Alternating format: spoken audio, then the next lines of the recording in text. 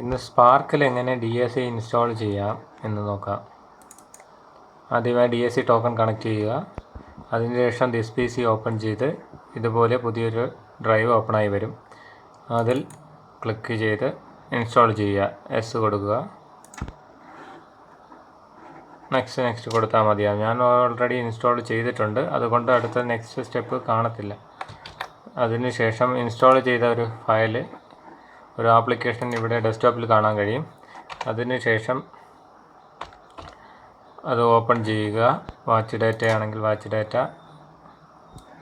അതിനുശേഷം certificate click ചെയ്ത് export കൊടുക്കുക. എക്സ്പോർട്ട് ചെയ്ത ഫയൽ ഡെസ്ക്ടോപ്പിൽ തന്നെ വരുന്നതായി കാണാൻ കഴിയും. അതിനുശേഷം ഓപ്പൺ ചെയ്യുക. സർട്ടിഫിക്കറ്റ് ഇൻസ്റ്റാൾ ചെയ്യുക. Next finish.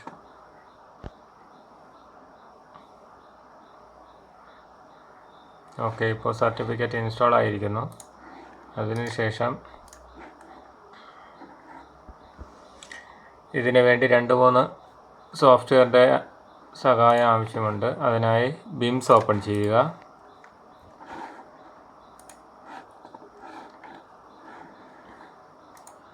ബിംസിൽ ആദ്യമായി വേണ്ടത് ജാവ.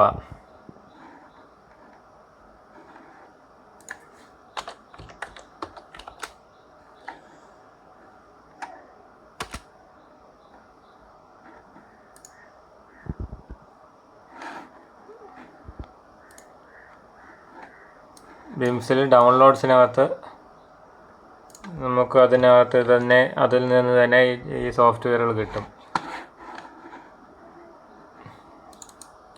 ഞാൻ ഓൾറെഡി ഡൗൺലോഡ് ചെയ്ത് വെച്ചിട്ടുണ്ട്. NICD സൈനറും ജാവ റൂട്ട് CA സർട്ടിഫിക്കറ്റ്.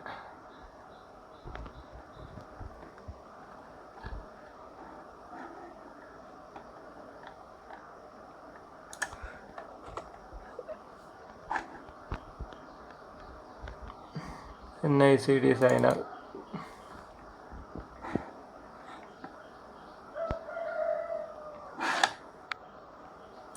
അതിനുശേഷം NICD സൈനർ ഇൻസ്റ്റാൾ ചെയ്യുക. യെസ്, ഓൾറെഡി ഇൻസ്റ്റാൾഡ് എന്ന് കാണിക്കുന്നുണ്ട്. ഓക്കെ, അത് കുഴപ്പമില്ല. എസ് കൊടുക്കുക. അപ്പോൾ റീപ്ലേസ് ആയിക്കോളും. യെസ്. അപ്പോൾ ഡെസ്ക്ടോപ്പിൽ പുതിയൊരു ഐക്കൺ ക്രിയേറ്റ് ആയി വരും. അതിനുശേഷം അതിനെ റൺ ചെയ്യുക. Press any key to continue. ഏതെങ്കിലും കീ കൊടുത്താൽ മതിയാവും, അത് എക്സിറ്റ് ആയിക്കോളും. അപ്പോൾ ടാസ്ക് ബാറിൽ ഇതുപോലൊരു ക്യൂബിൻ്റെ ഐക്കൺ വന്ന് കാണും. സെറ്റിങ്സ് എടുക്കുക. ഹൈപ്പർ സെക്യൂർ ആണെങ്കിൽ, വാച്ച് ഡാറ്റ ആണെങ്കിൽ പ്രോബ്ലം ഒന്നുമില്ല, സേവ് കൊടുക്കുക. ഹൈപ്പർ സെക്യൂർ ആണെങ്കിൽ കസ്റ്റം ചെയ്യുക. കസ്റ്റം ചെയ്തതിന് ശേഷം ദിസ് PC ഓപ്പൺ ചെയ്യുക. C drive, Windows, system 32,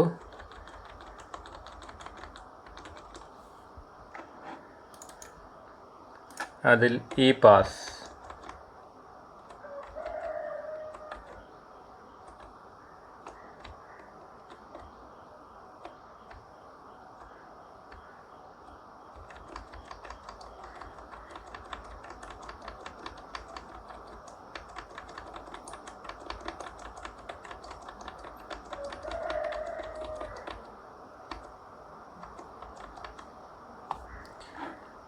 ePass.dll എന്ന് പറഞ്ഞ് കിട്ടും. അതിനെ സേവ് ചെയ്യുക. ക്ലോസ്. ഓക്കെ, ക്ലോസ് ചെയ്യുക. പെൻഡ്രൈവ് റിമൂവ് ചെയ്യുക. റീകണക്ട് ചെയ്യുക.